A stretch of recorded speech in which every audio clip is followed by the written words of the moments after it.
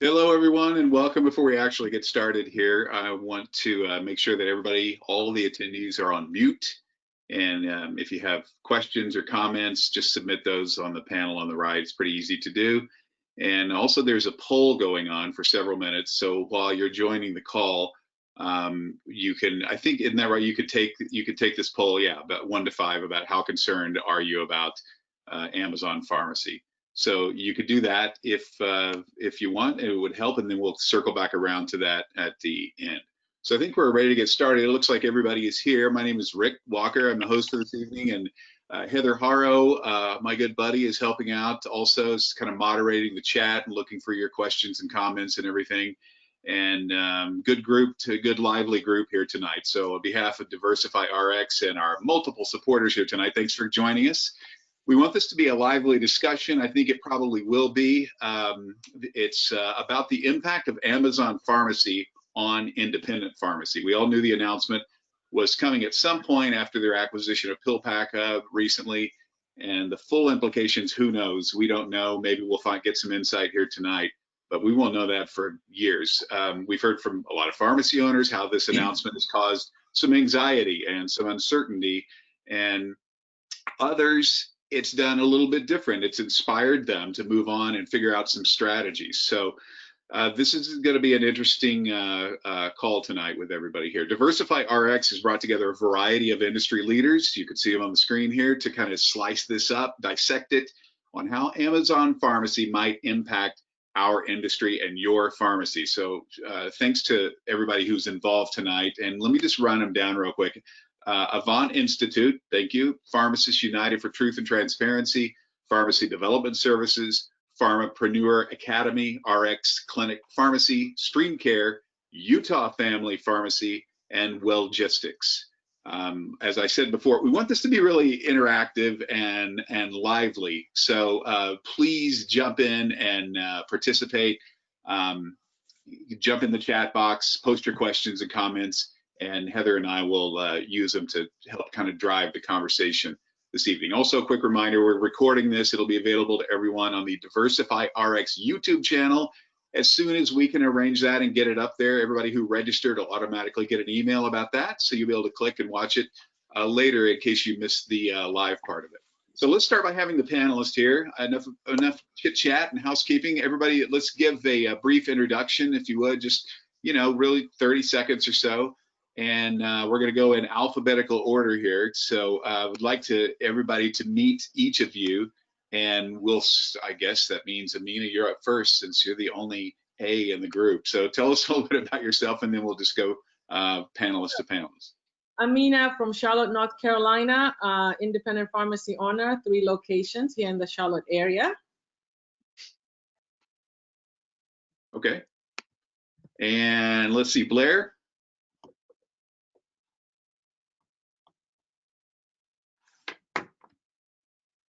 We could circle back around to Blair. Cliff, why don't you tell everybody I was muted. Sorry, I had to unmute myself. So I'm Blair Thielemier. I've got a little bit of a cold, but I'm healthy tonight, I promise. So I'm an MTM consultant pharmacist. I own the Pharmaprenuer Academy. Primarily, we specialize in pharmacy billing services and creating e-learning platforms that help pharmacists take their pharmacokinetic, pharmacology, all of our knowledge that we have, and create innovative new business models and practice models around that. So creating new innovative ideas to help improve patient outcomes is basically what it boils down to. We love that. Thank you, Blair. Cliff, everybody probably knows you, but go ahead. Oh, about that. Well, Cliff Holt from Utah, Family Pharmacy. We have 3 stores in central and southern Utah. Hybrid stores, we do compounding, adherence, packaging, and retail, and just trying to figure out what to do next. Yeah. Dan, say hi. Hey everybody. I gotta tout something on Amina that she didn't say. She is the NCPA Willard B. Simmons Award winner this year, which is one of the most prestigious awards in all of pharmacy. And been proud to know Amina for many years. So kudos, Amina. You should get the props. You were too kind to yourself, and so it's easier for somebody else to say. True innovator in our profession. I'm Dan. Oh, uh-oh. I don't know what that was. Sounds like somebody That's vacuuming. screening. We do have a lot of pharmacists here. If anybody's got some allergy medication, someone's clearly, or moving furniture, maybe. Okay. Well, Lisa? Well, Dan, tell us a little bit about yourself. That, again, everybody probably knows, but fire away. Well, Dan Benamoz, the founder and current CEO of Pharmacy Development Services, also an independent pharmacy owner, own 9 pharmacies, and actually Lisa, I count Lisa as one of my partners. So, you know, we work with independent pharmacies, both financial and other aspects of growth of their pharmacies, and bring new innovations to the industry. That's the niche that we fill, and we've been doing it for 22 years. So, and I want to thank you guys for including me in this panel. It's an honor to be here. Well, it's an honor to have you, and your wisdom, experience, and experiences are key for everybody involved here. So it's great to have you. Lisa, say hi to everyone. Hi, everyone. Dr. Lisa Faast here, Chief Revenue Officer at Wellgistics, which is a niche product wholesaler solely to independent pharmacies, and also the curator of Diversify RX. All right, Lloyd, you're up. All right, thanks for having me. Lloyd Regas with StreamCare. We do direct billing for workers' compensation claims. We partner with independent owners and help them to cut the PBMs out of the picture and improve their reimbursement on a subset of their claims. And Scott. Hey guys, Scott Newman, pharmacy owner in Chesapeake, Virginia. Also, y'all hear me okay? Also, president of Pharmacists United for Truth and Transparency. Love to be in the fight. Welcome, and everyone, thank you for being here and participating in this. The live version of this, by the way, is on the night before Thanksgiving, so it's nice to get the All-Stars team together here on a night like this, and appreciate it. So how are we doing with the poll? Do we have just the early quick results of that we can show? Yes, I've got the vote. So 5% of the people said they're extremely concerned. 37% said they're very concerned. 21% are moderately concerned, and another 37% are mildly concerned, and 0 were not at all concerned. So definitely more than 50% were a 3 and above. Interesting. And I think, I mean, it's obviously too early to tell, but even just that tells you a little bit. Amina, let's just start with you and what you think about that, the information that's on the poll there. How do you feel about that? Are you concerned? Actually, I think it's a great opportunity for pharmacists. So just looking back on the past few years, our pharmacy has been fixing patients with 100% proportional day covered. Okay, these are patients that are showing matrix from a mail order that are every single month. Our medical providers are only getting paid if these patients actually improve. So for me, Amazon is big enough to show this impact beyond my small community pharmacy, where they're big enough, they'll get these contracts, they'll fill these prescriptions, and yet we're going to look at data of hospitalizations, diabetes complications, and there's going to be a big question as to why this isn't working. Just because the medications are delivered to the patient's home, why is our healthcare cost still high? So I feel like Amazon provides a platform, big and loud, to things that we've been saying, but maybe each individual, we were small, but now I just want to see all those question marks going into healthcare and employers saying, well, this didn't solve the problem. So that's my mindset.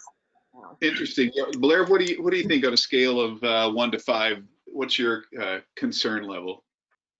Yeah, you know, I do try to be optimistic whenever we see changes in the marketplace. It's always an opportunity, right? An opportunity to shift, to pivot, do things a little bit differently. So, you know, when we look at disruption in the marketplace, and that's really kind of what we're talking about tonight, you know, how is Amazon disrupting the marketplace this year? How is the coronavirus, the pandemic, and quarantine disrupting the market? I mean, we've seen so many changes this year in that, but you know, I'm concerned, but I'm also really optimistic. I'm hoping that, you know, like Amina said, Amazon has some things that they're really, really good at, but then there's a lot of things that can't be replaced in terms of that, you know, face-to-face patient care, you know, looking at acute care needs, really focusing in on that full picture of the patient. And we know that's what independent community pharmacies do best.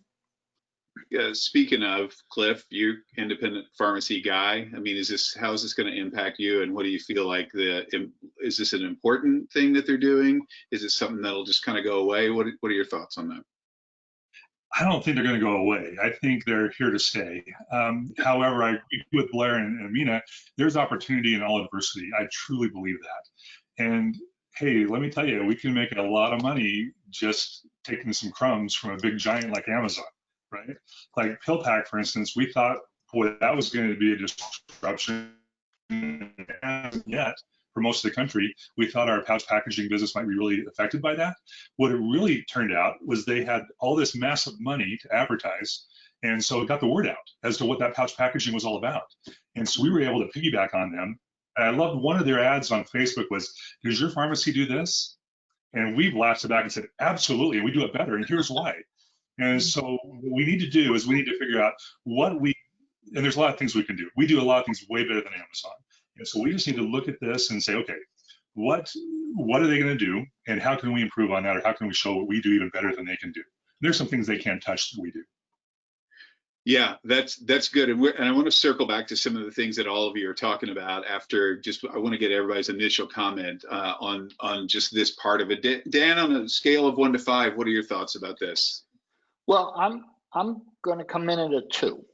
And for all the reasons the others have spoken, I'm in total agreement with them. And but I'm going to take a little bit different take on this. You know, the only reason mail order exists is because we enabled it to happen. And it's the same situation here.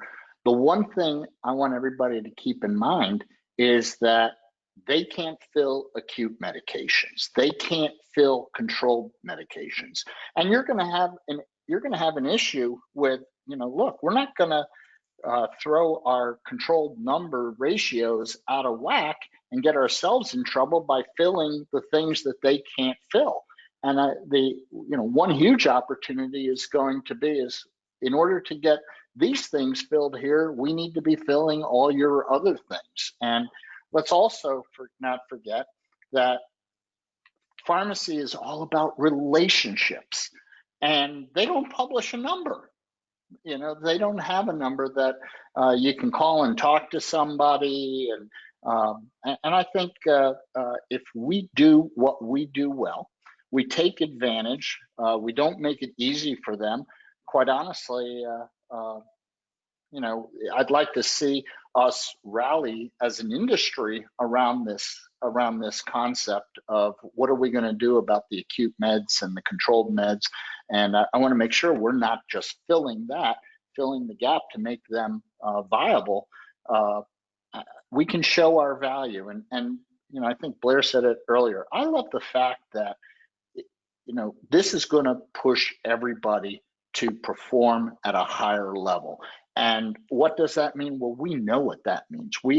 There are different things that we've been doing, from synchronization to multi-dose packaging to MTMs and clinical services and immunizations and things like that, that we have to position ourselves as being the local provider.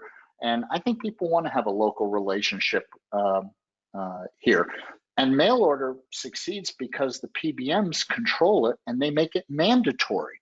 I don't know of anybody who, well, I shouldn't say anybody, but a big percentage of people who use mail order wish they didn't have to.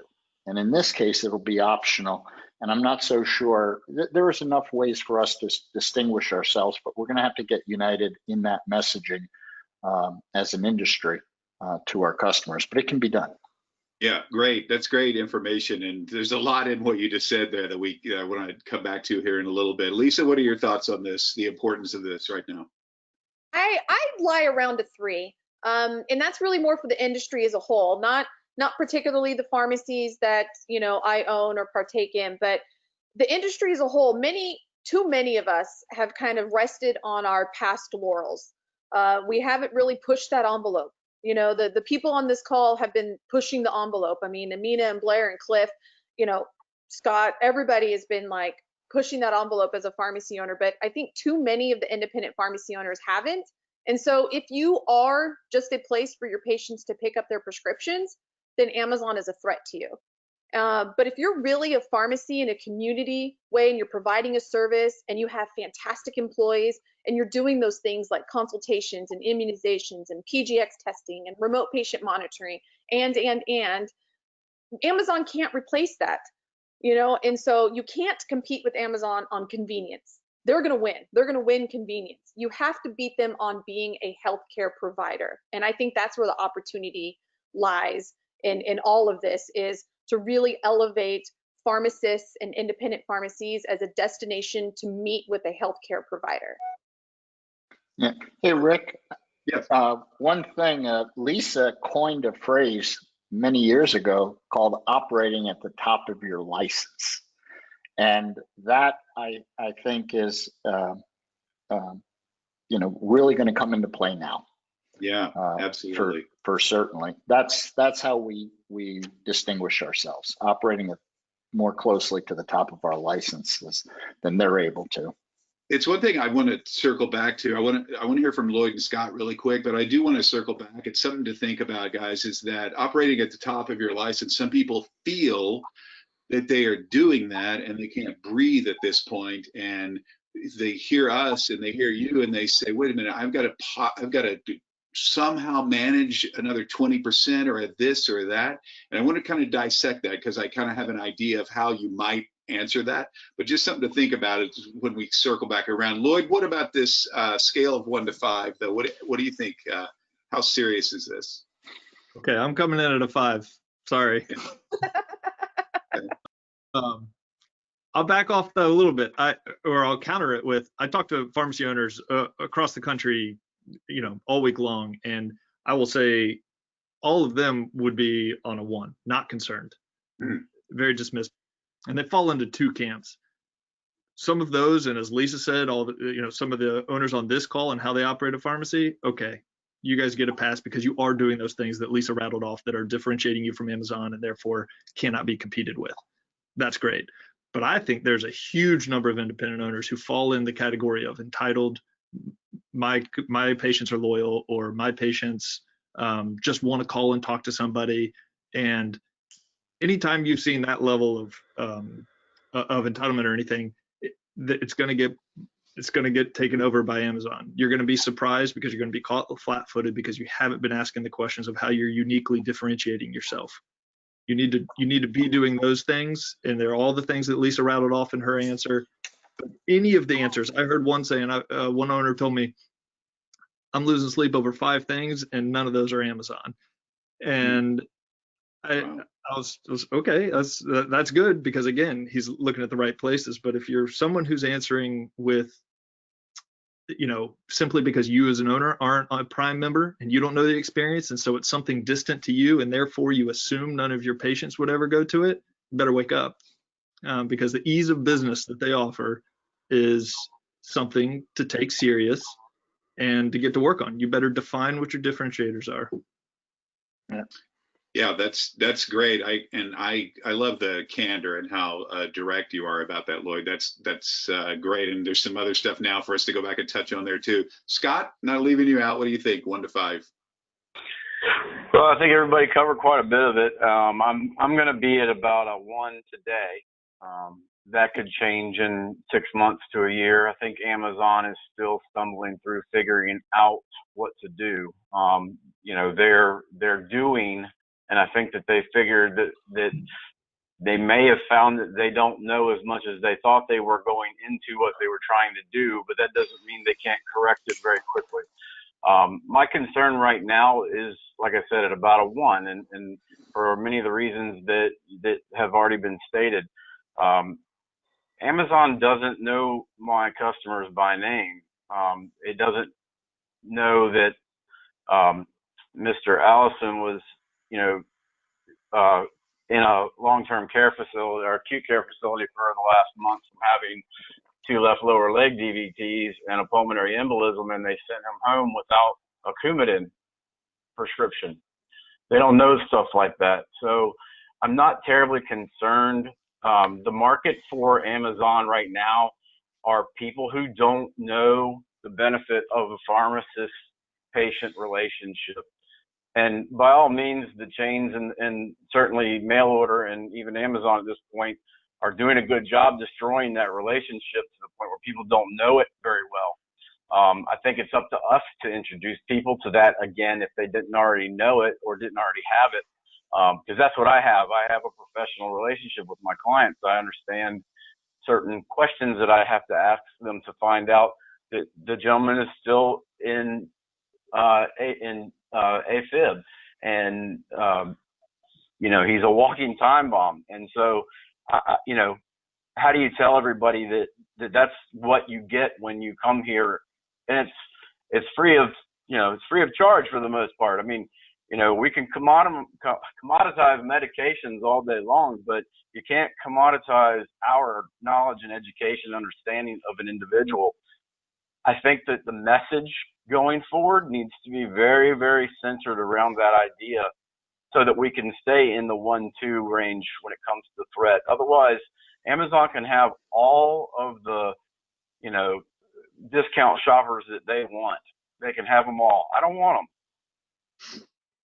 Well, let me ask about that. So there's a lot there, and one of the things that you mentioned was messaging. You mentioned differentiators and local a couple of times. And Dan, what do you think about? I mean, Scott just said 1, Lloyd said 5.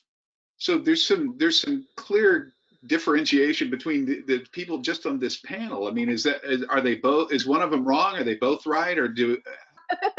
Well, it's a little bit different here. That just you last 2 guys, I feel like, are at the opposite ends.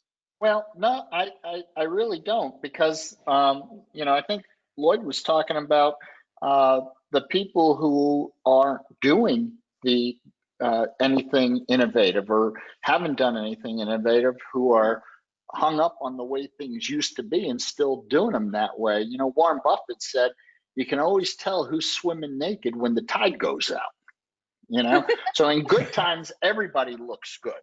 But in tougher times, you know, the people with substance behind them, the people who have continuously innovated. And I said a few years ago at our conference, I said, those who refuse to change embrace irrelevance. Yeah. And so I think, you know, Lloyd's talking about those people who refuse to change. They should be petrified.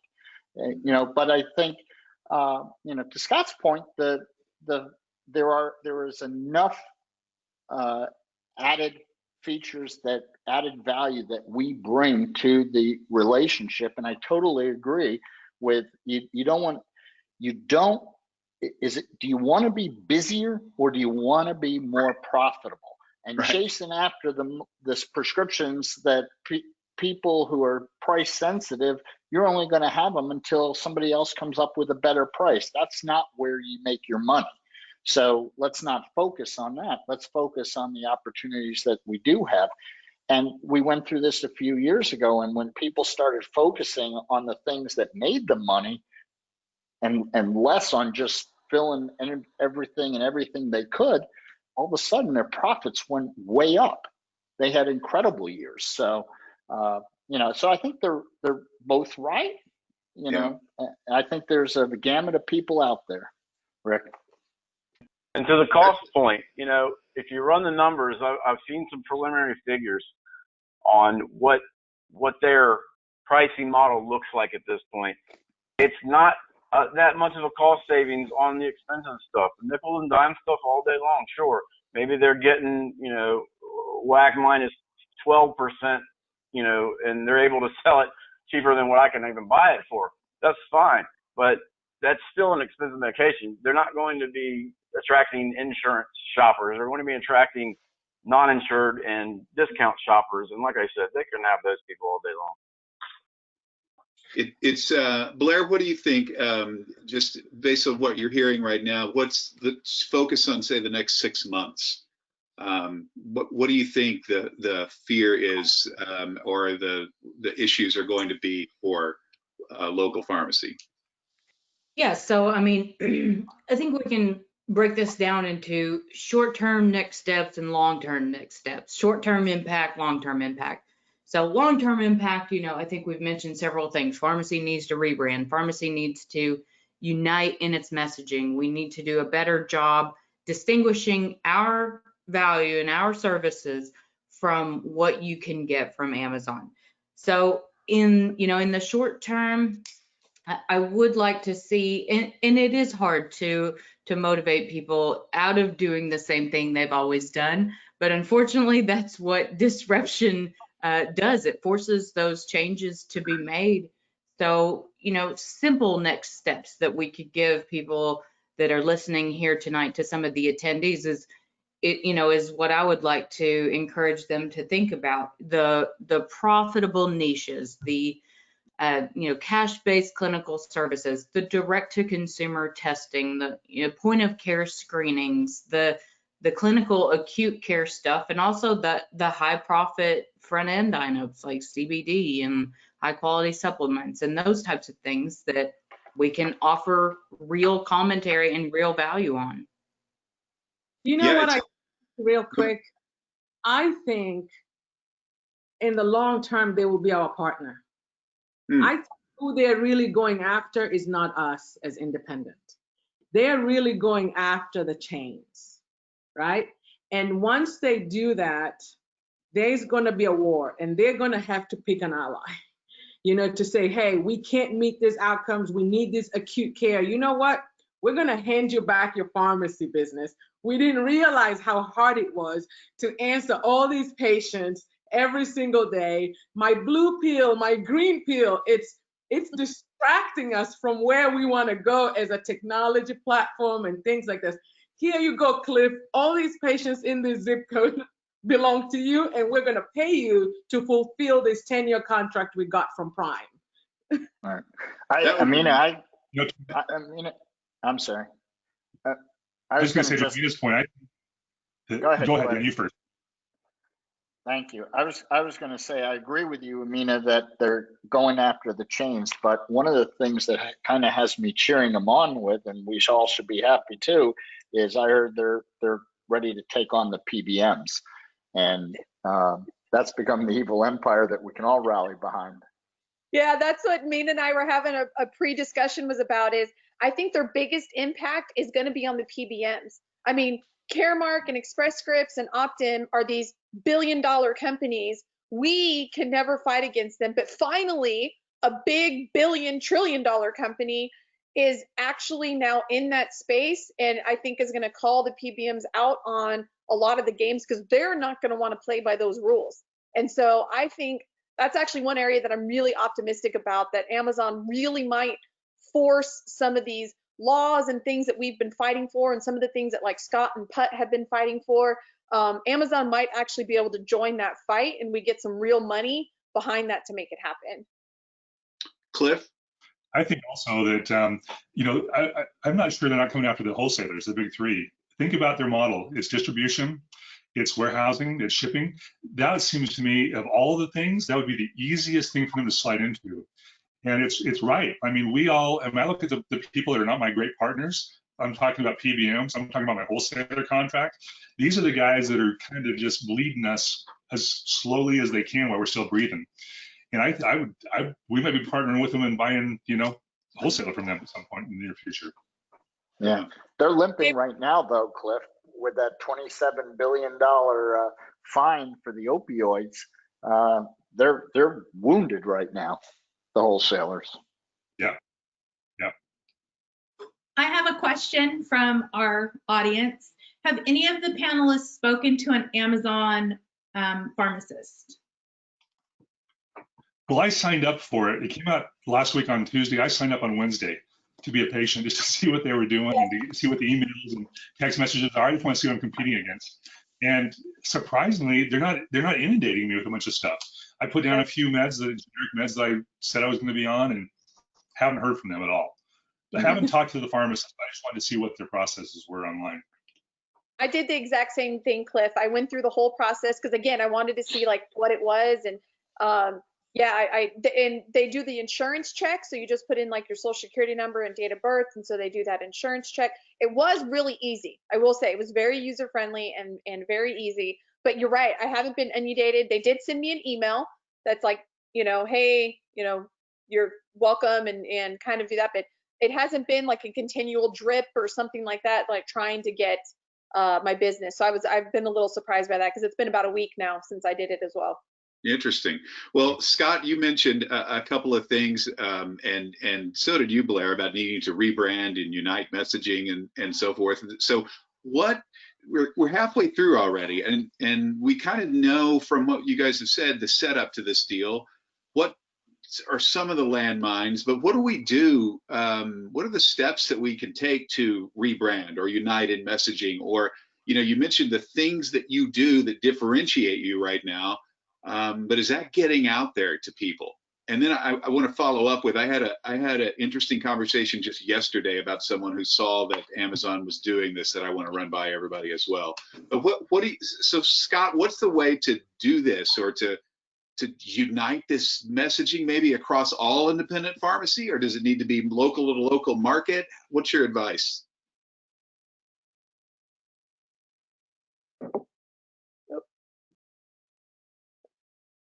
Oh, can't hear him. Scott, we can't hear right now. Let me. I'm going to come back to you, and Blair, I'm going to throw the same thing to you since you brought up some of these great points.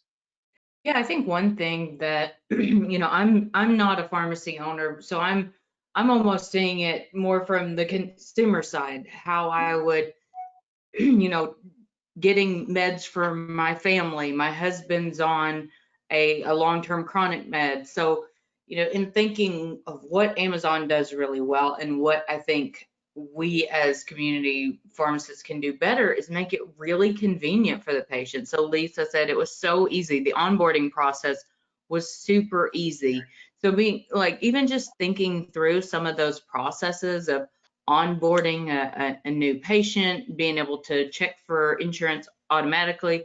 There's so many technological advances that I would like to see the pharmacy that I use personally implement, so that I wouldn't, have to call and wait and then ask, and has Chad's doctor called his medicine in yet, 5 times before I actually get a yes and say, okay, it would be nice to be able to check those things on my phone. So thinking through the convenience aspect is what can we do to make it easier to do business with us?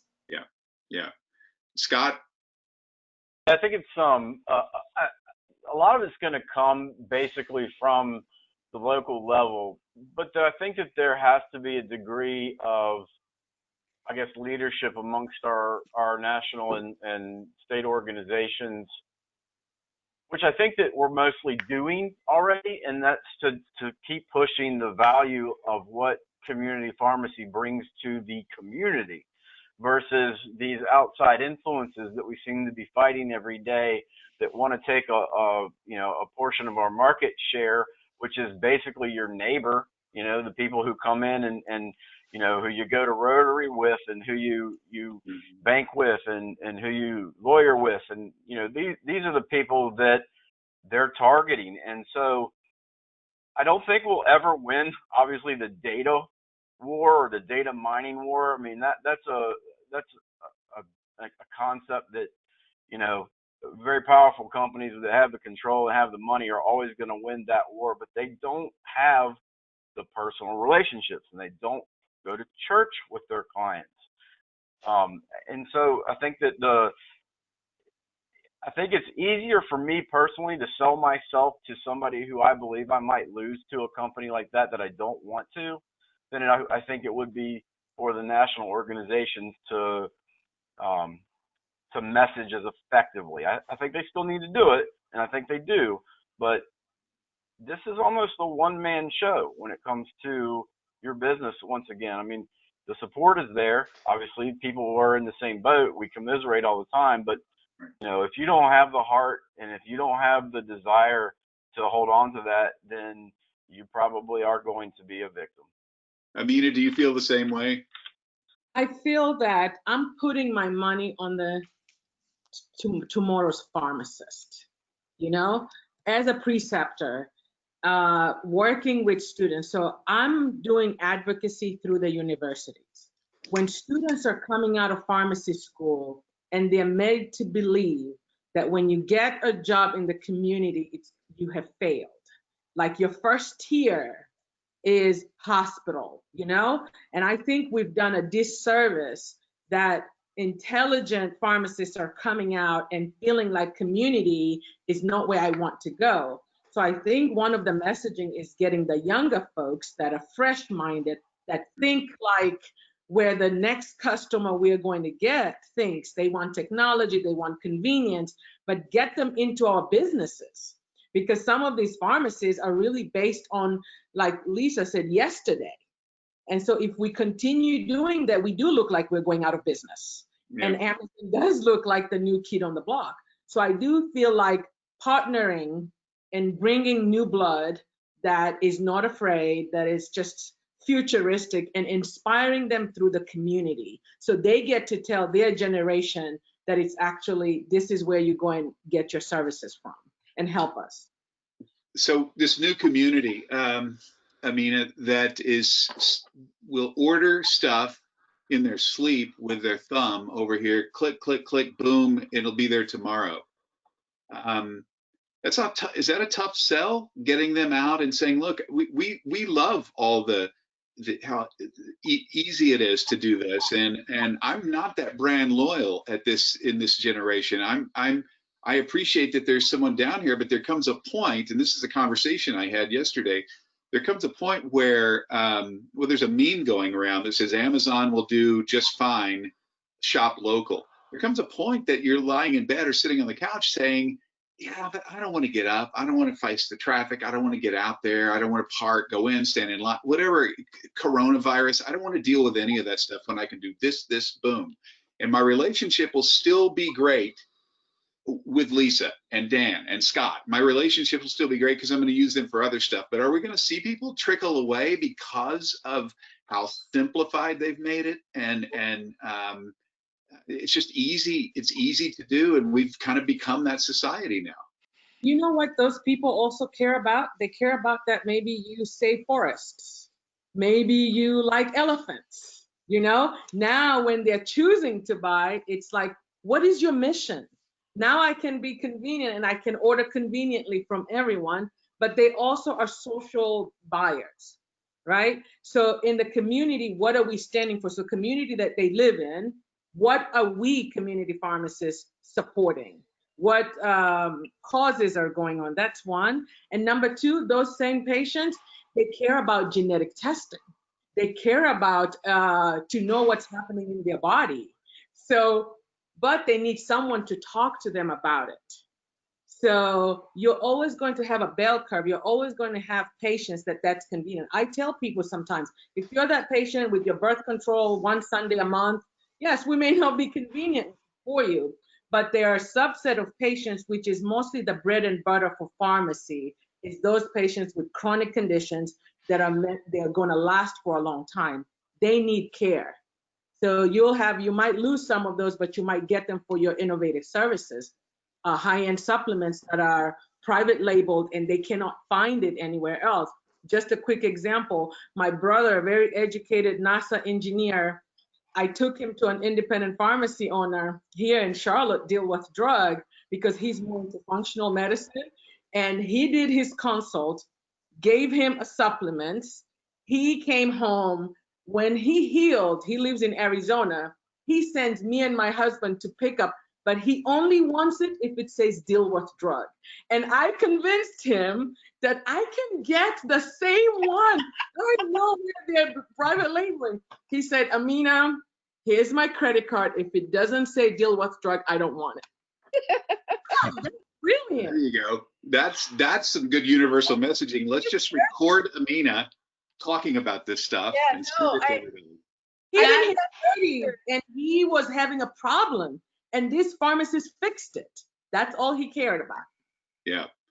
Lisa? Speaking of which, I'm going to tell you that my billing practices are going to change, because you're going to show up in my pharmacy trying to fix an error that came out of Amazon, or a product that was,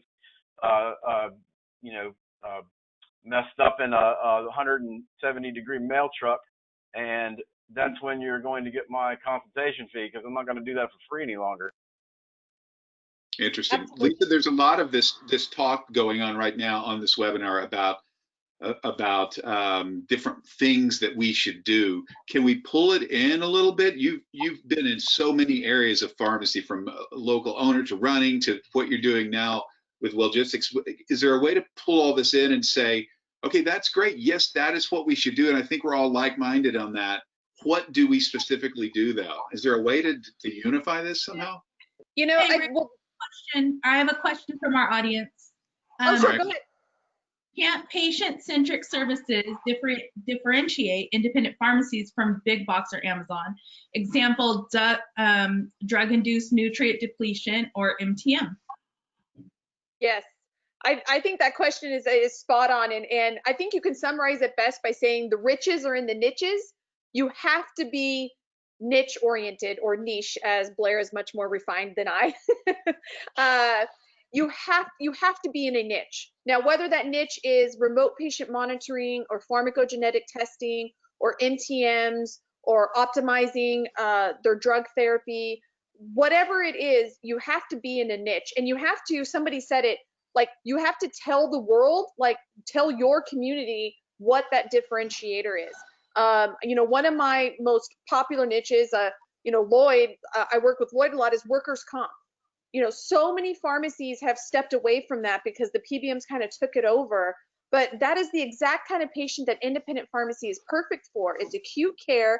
Sometimes these are patients that have never dealt with pharmacies. They don't have chronic conditions, and they need somebody to walk them through that process and help consult with them. Blair does the MTMs and all of the consulting, and you can have real consultant pharmacists work that in your workflow, in your retail pharmacy. And then, of course, Amina with clinical services and all of the, annual wellness and CCMs. And I'm really hot on remote patient monitoring right now. I mean, there are a lot of opportunities that only you can do. Like, you, the independent pharmacist, can only provide to your patients. You can't get it over the phone. You can't get it via mail order. On the side with Wellgistics, Rick, you mentioned, several of the products that Wellgistics sells, we only sell to independents. Amazon can't dispense those drugs. They can't order it. We're not selling it to Amazon. And so you have to take advantage of the opportunities you do have. I learned from Dan a long time ago that if you can't control something, it's best to move it aside and focus on what you can control. And I think that's a big part. And so whether it's dispensing certain NDCs and certain products that if that patient goes to Amazon and punches it in, they're not going to find it. They're like, oh, guess I can't go to Amazon. I'm going to have to go back to my local pharmacy. And I think the other angle of this is we need to be teaching this to the prescribers, not just our community, but we need to get the doctors to understand our true value on all of those exact same niches. Right. Lisa, do we go proactive, Dan, and reach out to prescribers then, or do we let the game come to us and not try to raise all this awareness of Amazon? Oh no, you always want to be proactive, not reactive, for sure. But to riff off of what Lisa was saying, I prefer using the term niche instead of niche. I like niche because it rhymes with rich, and the message I want to say to the audience is, you can be a victim or you can be rich, but you can't be both. You know, so going out, and there are a ton of things, and the people on this panel represent, you know, just a small sampling of what can be done out there. And what you need to do is find out what those things are, get the training, get the coaching, whatever you need to get you up to pace. For instance, the only thing I think Amazon could really pitch is avoid the wait lines at your pharmacy. Well, if you're doing synchronization, for example, and I know Cliff's goal, Cliff's a high performer. He's striving for 80% of his business to be within his control, because they are synchronized patients who don't have to worry about calling things in, that get things delivered, or they pick them up, whatever the case may be. Those people aren't going to be leaving, and most of the people have a plan. And with the new administration coming in, and they're all about healthcare for everybody, you almost wonder, how important being the lowest cost provider, how significant that's really going to be. So, I think it's important what everybody's saying about these niches, I prefer niches. Find them, because that's where the gold is. That's where the opportunity is. Let me ask about messaging, because you bring up a good point. So this is, again, back to the conversation I just had yesterday and that meme that's floating around. So they're basically saying Amazon is doing fine, shop local. Cliff, is that the message that resonates with people? As I said, when they're kind of quiet and alone and they're not going, yeah, shop local. Is that the right message to get to them about? Is that a big differentiator to them? Is that really that important to them when they can thumb, boom, and have it sent to their door later that day or tomorrow? Or what should the messaging be? Your point, Rick, is well taken. I mean, there's 110 million Prime accounts in the US, right? Yeah. 110 million people have a Prime account, and they're the ones that are doing this and ordering. Heck, all of us probably have a Prime account. How many times a week, or a day sometimes, it's just easy because we've been trained to order. So that's not a good enough message. The message needs to be, and we told our team this in our meeting last week, look, we need to look for opportunities to talk about this. And we need to tell them what we can do that Amazon can do. We can deliver same day. 2-day delivery? Are you kidding me? That's way too long. Those acute meds, we can get those to you right now. We're the ones that are going to come in after hours and take care of you if something happens. We need to be looking for those opportunities, and every member of our team needs to know what to say and how to say it to our people. And one more thing I'll tell you, because you brought up about the prescribers. All the prescribers thought GoodRx was a great deal, right? Until they found out that there was the Good MD. It's a different name of it. And then all of a sudden, the providers in our town are going, really? Well, that's terrible. And then the last thing I'll just tell you quickly, I'm jumping over here, is the Amazon Prime discount card. We haven't talked about that yet. I'm not sure if that's on your agenda. That's what we're probably going to be seeing a lot of. One more of the discount cards come into our pharmacy. And interesting, they partnered with Express Scripts on this thing, right? Inside RX is owned by Express Scripts. Yep. You guys jump in on that. What do you think, Scott? We've kind of circled around. I wanted to come back to you now on this piece of differentiation and messaging. Yeah, so, back to the whole, partnering with Express Scripts, that's the whole if you can't beat them, join them mentality. And I don't think that Amazon has this figured out. And that, to me, doesn't frighten me at all. Now, like I said, once down the road, it may. So, as of right now, from a messaging standpoint, once again, I think it's very personal here. Like, as an individual, as an independent, by very definition, we're kind of out here on an island, so to speak, with our clientele. Obviously we have each other for support and for ideas and connections and such, but my patients are my patients, and if I'm going to allow Amazon to have them, then that's on me. So once again, big picture is that our national organizations, it's good to have that supporting message, but please don't let them spend that much money on it, because it's a personal thing. It's happening right here at Newman Family Pharmacy. Lloyd, what's your advice? I just want to say, as far as that meme, no, that's not the message you want. My gosh, that's like, hey, please do us a favor, which will get you so far, but people want to come to you because you earned it. It's the best option there is, period. And you've done the work that I love everything Cliff was talking about, because he's clearly already thought strategically. He's already lined up exactly what his differentiators are, and it's not stuck in his own head as the owner. He said, at our team meeting, I made sure all of our staff know that. So now they are driving those differentiators in all of their interactions. And all of that is defense against any new competitor on the space, Amazon, or, you name it, whatever's to come in the future. And then the last step for any owner to add on top of that, which I can tell Cliff and Amina and others on this, I can just hear it. They already do these things. But then you need to be sure that you're regularly scheduling time to stop your daily busyness and think strategically again, and reinvent yourself again. You're like, you can do it once, you can do it now. And it is human nature for us to be like, I did it. We're good. There comes a day. Get back in that room and think it back over again. You guys are everybody here is very innovative, and far and away you guys do so many of the things that we're talking about, but getting this to people who aren't doing it, that are kind of complacent and they've kind of set the bar and this is all I'm willing to do, is that a detriment to the pharmacies that are doing this, that are operating at this top level?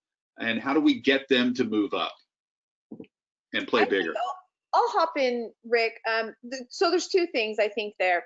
I think for the ones that kind of feel like they're doing it but not quite sure, my recommendation is just choose one thing. Like, pick one extra thing to do, whether you're going to maximize your MTMs, or you're going to do PGX testing, or you're going to start immunizations. Like, don't try to do it all. I think throughout the 50 minutes of this conversation so far, we've probably listed 20 different things of like how to create revenue outside of dispensing.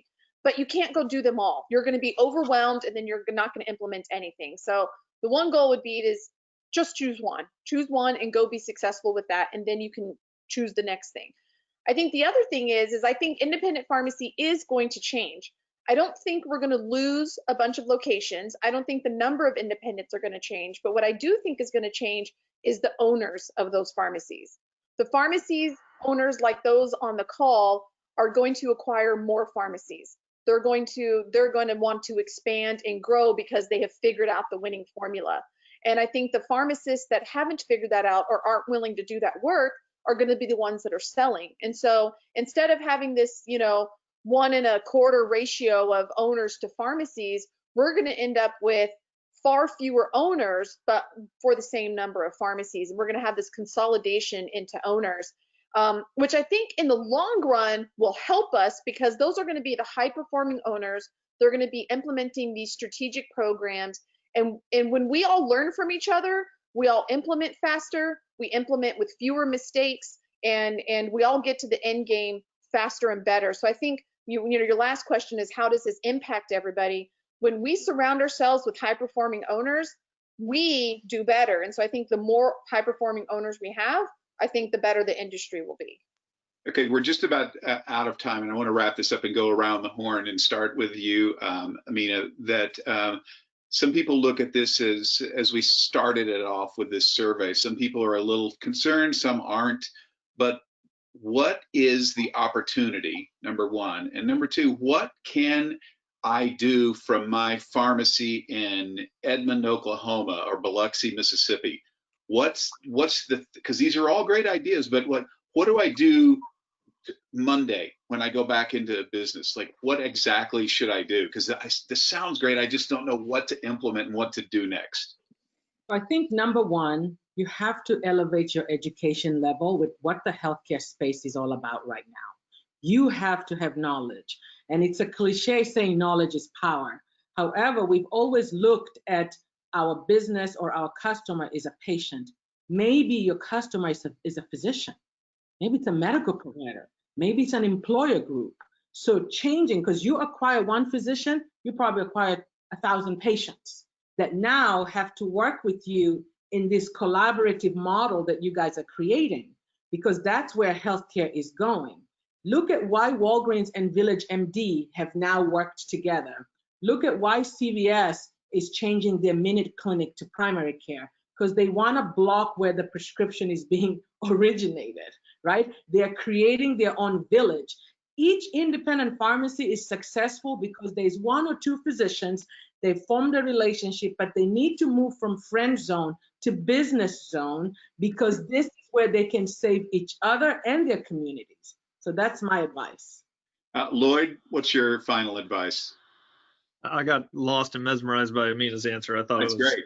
I thought it was perfect. So I forgot the original question. I was just like nodding my head, yes. All of you guys see some opportunities here, and I'm just asking, what an independent pharmacy and even a small to medium-sized market, what can they do when they actually go back and open up again on Monday? What's the step they take? Yeah, so I mean, a small, very practical thing. I would just literally write down the 3 things that make me different. Longer if you want, but I'd limit it. Top 3 things that make me different. And then I'd say, and what's the one new thing I'm going to try, like Lisa said. Shamelessly, I'll say, look into work comp billing. But then beyond that, I would say, so you've got your 3 things that make you different, make sure your staff knows it. What's one new thing I'm going to try? And then put a calendar reminder date on when you're going to do it again next. Scott? I think those that know me probably know that I'm a practical, matter-of-fact kind of person. I don't do a whole lot of rah-rah, and you know, the whole, you know, I'm an optimist, but in a pessimistic industry, to be clear with that. But so I think that changing your model, either being through offering other type of working to your degree or to your education, works well. I think that, well, let me just back up for a second, because one of the things we realized with our, you know, conversations amongst the PUTT membership and boards is that we're completely inundated by middlemen, and middlemen are everything from GoodRx to Amazon to the PBMs. Anybody who sticks their hands into our cookie jar is kind of a middleman. And so what we've kind of tried to refocus on and are developing right now, and I'm not trying to just plug the organization, I just think that it's a good idea to understand why we've made this somewhat of a pivot away from just trying to swing with gloves off, is we're really going to focus on relocalizing care. And to relocalize healthcare kind of takes all the middlemen out of the way. And you know, threats like Amazon or even GoodRx or even the PBMs and mandatory mail order and steering all kind of goes away when you go with local care. And so, you know, one of the things that I'm going to pivot in my role here and also with PUTT is that I'm learning that model, that whole relocalizing healthcare model, to get all these hands out of the cookie jar and go back to providing the pharmacy type care that I want to provide as an independent. Blair, what's your advice? Yeah, so, you know, I want people to take action tonight. So if you're watching us here live tonight, I want you to take action tonight. Like Lloyd said, you know, write down the 3 things that you're great at. Let's do that tonight. There's no reason to wait till Monday morning. Let's do it right now and start thinking through, you know, using this time to think through what are the things that we're best at. You know, how can we operate at the top of our license? Or I've also heard someone say operate at the top of your education, because many of us are, you know, graduating now. We should be recognized as members of the healthcare team. We are professional and, you know, have professional degrees. So I would love to see us do that and really take ownership. And on Monday morning, those 3 things that you write down tonight before you hop off the call, before you go to bed, whenever you want to do it, write those 3 things down and share those with your team members on Monday morning. And then I would love for you to also put in a call to some local providers and, you know, say, hey, can we meet for lunch? Can I bring some donuts in, you know, whatever, you know, socially distant donuts. But when you're talking about creating relationships with people, I think it's important to create relationships with your patients, but also with the local businesses around you and local providers. So that would be my action steps from tonight's call. Dan? One quick follow-up, sorry. Okay, go ahead. On top of those three things, add how you're going to measure it. Ask the question, how do I measure that? Because Great. one of the three things is, you know, oh, because I'm a great guy and people love to talk to me, then, well, how do you know? Because you are in your own head, but That's a long lesson ago that I learned from Dan, is what gets measured improved and what gets reported improves exponentially.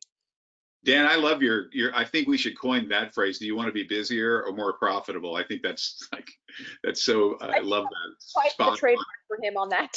Yeah. Dan, what's your parting advice here before we wrap up? Well, I like everything I heard, and I like Blair's approach to, tonight. Tonight, one of the things I'd like you to do is I'd like you to write down a list of all the employees, full-time and part-time, that you have. And I want you to go down each one and ask yourself this question. Knowing what I know today, would I rehire them? All right. You get what you tolerate, and if you tolerate mediocrity, that's all you're going to get. And you need Eagles on your team to implement any program. I could take Eagles, take an ordinary program, we'll make it super. And when you have turkeys, speaking of Thanksgiving, but turkey employees, you give them a great program, it's not going to get anywhere. I think the first, so you got to have the right people in place, and who are you going to allow to hold you back? But I think the first program that you should consider is the synchronization program, because that leads to so many other opportunities in so many different ways. And I know Lisa, and I know Cliff, and I know Amina have, and I don't know, Scott, maybe you have or not. We have a synchronization program, live training that we'll hopefully get back to this spring. That's second to none to accelerate the process, because a lot of people I know think synchronization is auto refills, and it's not. And if you don't know how to do it, you're going, it's until you get to Cliff. What did we say at our board meeting? Until you get over 30 or 40%, it's extra work. It's hard work. So, the goal, don't get, by understanding it and understanding the process, you'll persevere through the initial struggles instead of seeing them as obstacles and say, this doesn't work. But when you do persevere through it, Cliff, tell them what kind of results, how much easier life is when you have a strong synchronization program. It's not just ease. I mean, it certainly is ease, but your labor costs go down. There's just a lot of cost just to a reduction, and just so much smoother. I mean, people would be pulling their hair out to do the volume we're doing if we weren't syncing it. And you're picking up, according to NCPA, you're picking up an extra 20 prescriptions per patient per year. So 100 people is 2,000 prescriptions extra a year. And that's, for a lot of people, that's 1 or 2 free weeks of business without any of the expenses. So that gross profit becomes net profit. So there are a lot of advantages of a strong sync program, but you got to have the right people. And I do want to say, one of the best pieces of advice my mentor ever gave me, he said, I was struggling with letting somebody go that was really nice. They just didn't have the skill sets we needed anymore. And it was a tough time. It was back in 2008. People are getting laid off left and right. And I said to him, what do I do? Because I need to move on. And he said to me, Dan, if you can't make the decisions that need to be made in your business, get a job. All right. So what are you tolerating? What are you allowing to hold you back? So I would say tonight, I like Blair's approach. Tonight, what are we going to do? After this call, as soon as you listen to this call, go down your employees, who needs to go, and you know, how do I get the right people on board? Interesting. That's pretty direct. Lisa, I'm going to let you have the last word on this. What do you advise that people do and that independent pharmacists do? My best advice, and I'm taking this from a couple of comments in the chat, is just because something didn't work before doesn't mean it's not going to work now. The landscape has changed. I commented earlier on remote patient monitoring, and somebody was like, "Oh, that's no good." You know, don't have an assumption. You know, get rid of your biases, get rid of your assumptions, and go after what you're passionate about. Yeah, Amina's like, no, remote patient monitoring. And to me, there's so many opportunities. Whether if you want to optimize dispensing with unique products that only you can dispense, you know, great. There's companies like Wellgistics for you. If you want to do workers' comp, great. There's companies for that. No matter what you're passionate about, you know, if you want to do clinical, there's ways, Amina, Blair, to go learn how to do that.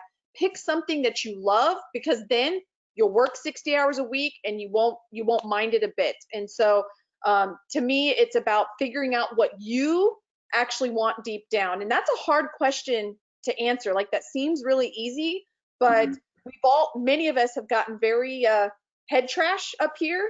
And you sometimes have to clean that away and really understand what you want to be. If you're a pharmacist and an owner, you know, where's that clinical passion? Why you became a pharmacist? If you're an owner looking at your business, look at your demographics, do your market research and those kinds of things. But to me, I think the one thing is go figure out what you're passionate about, because there's no limits to the opportunities out there. So, well, Lisa is saying, in summary, you need to hustle. A dream will only take you so far.